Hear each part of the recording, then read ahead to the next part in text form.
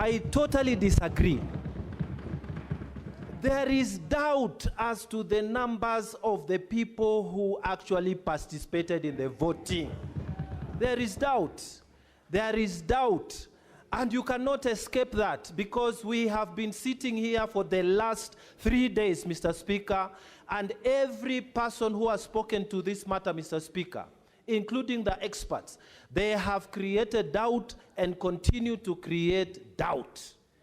Mr. Speaker,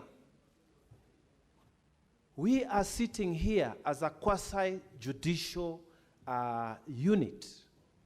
In fact, it is a criminal case that we are handling, almost like a criminal case.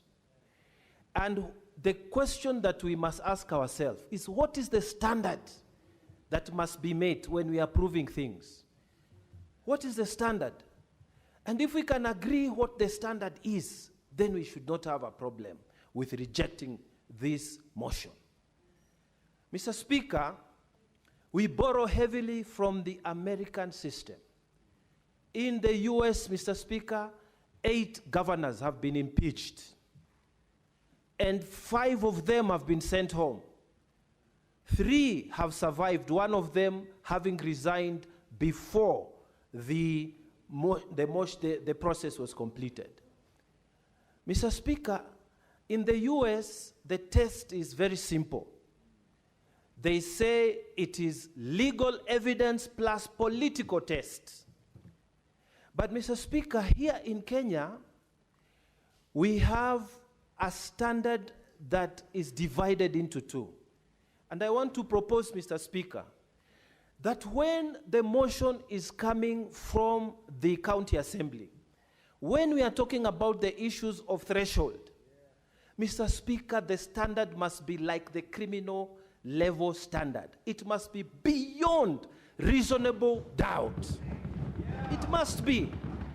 On these other motions, on these other charges, then we can adopt the American standard of saying it is legal evidence and political test. But on the question from the county assembly, Mr. Speaker, it must be beyond reasonable doubt.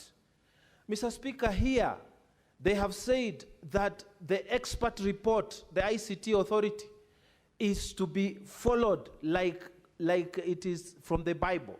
But Mr. Speaker, he himself, I heard him say that if you have the credentials of the ID and the IDDP, any person could actually vote. He said it himself here. And Mr. Speaker, the other senators are not telling us that that report was not signed by the side of the governors.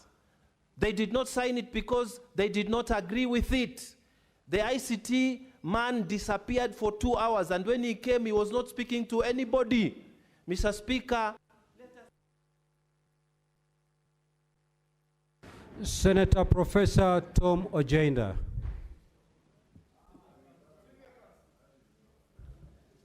Thank you, Mr. Speaker. Mr. Speaker, I will address myself to the threshold issue based on the evidence tendered before Senate. Mr. Speaker, witness statements were shown to us from pages 113 and other individual witness statements thereafter. 18 witnesses, Mr. Speaker, testified in a manner as to recant their signature or their vote on the day that voting occurred. That raises doubt, Mr. Speaker.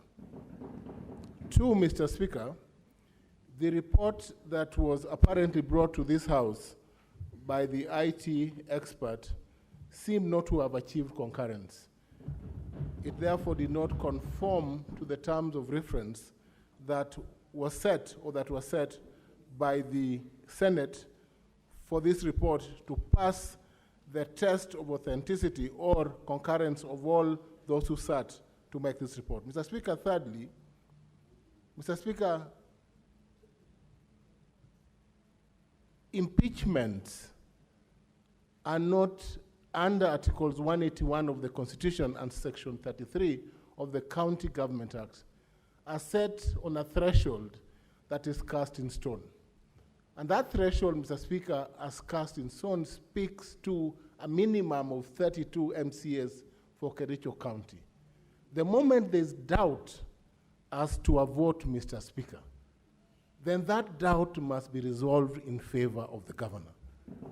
Mr. Speaker, I say this not because I want to be a governor or that I hold a PhD like the governor being impeached, Mr. Speaker, but because I speak the truth. And we must uphold, Mr. Speaker, and protect the office of governor in the same manner, Mr. Speaker, as we protect any other officers. Mr. Wambua, I know you want to be governor. Keep quiet. So, Mr. Speaker, it is that doubt or that shred of doubt, Mr. Speaker, that leads me to the conclusion, Mr. Speaker, and I agree with the analysis of Osotsi, Senator Osotsi, that we cannot sacrifice the governor at the altar of an unverified system. It is unethical and we will not do that. Thank you, Mr. Speaker. Senator Mandago. Thank you very much, Honorable Speaker. Honorable Speaker, first, I want to disagree with the move of the motion. First, Honorable Speaker, on the issue of credentials, you know, I heard Senator Boni Kalwale say the expert from the governor's team, other than a degree, it was dotted with some diploma here and there. I want to remind Boni Kalwale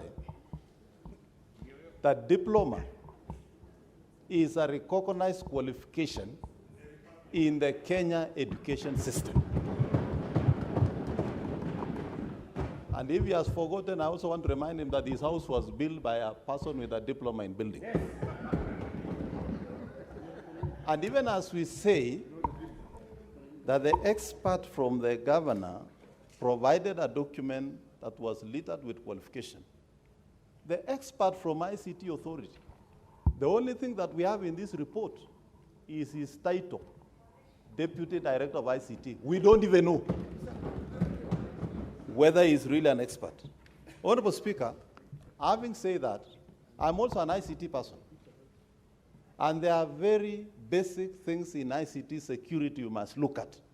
And all of us know, even when you are opening your own email and you create a password, the system alone will tell you that password is not strong.